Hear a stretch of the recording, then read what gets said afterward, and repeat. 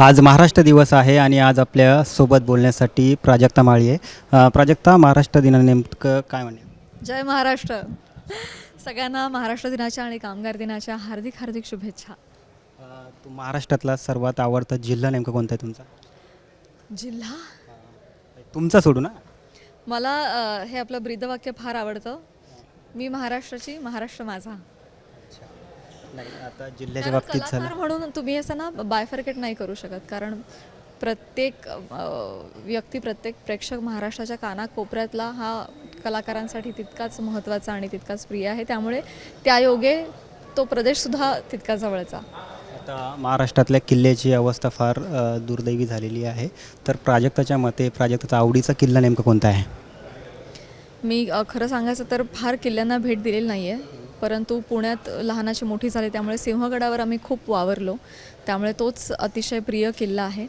आणि किल्ल्यांबाबतीत काहीतरी झालंच पाहिजे याबद्दल प्रत्येक मराठी मन आग्रही आहे आणि विशिंग फॉर द बेस्ट की नजीकच्या भविष्य काळात त्याच्यावर भरीव कामगिरी होईल.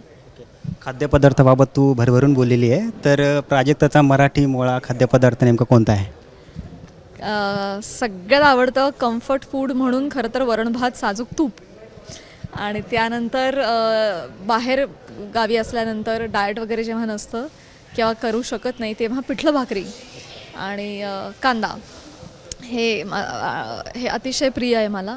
त्यानंतर मग बरीच लिस्ट येते, मग मोदकापासून ते श्रीखंडपुरीपासून मग खूप गोष्टी आहेत.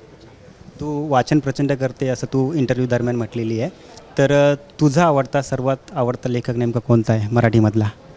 प्रचंड या शब्दाची व्याख्या मला माहिती नाही, जेवढं जमेल तेवढं होतं आहे. आता खूप वेळ खरं तर मोबाईल आता सध्या कन्झ्युम करतो आहे, जे मला अजिबात आवडत नाही आहे. पण ऐतिहासिक कादंबऱ्या मला प्रचंड आवडतात आणि त्यामुळे विश्वास पाटलांचं पानिपत मला प्रचंड आवडलं होतं आणि मी खूप, म्हणजे मला आठवते मी 15 वेळा तरी ढसाढसा रडले असेल पानिपत वाचताना.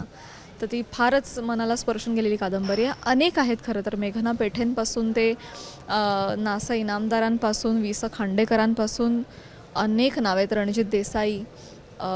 मी जास्त ऐतिहासिक वाचन केलं असल्यामुळे मला वाटतं ती नावं मला जास्त सुचत आहेत. पण काही हातात पडू द्या, वाचलं पाहिजे आणि मी तसं वाचत गेले. एक पॉलिटिकल प्रश्न आहे की महाराष्ट्रामध्ये नेमकं राजकीय नेता नेमकं तुमचा कोणता आवडता आहे?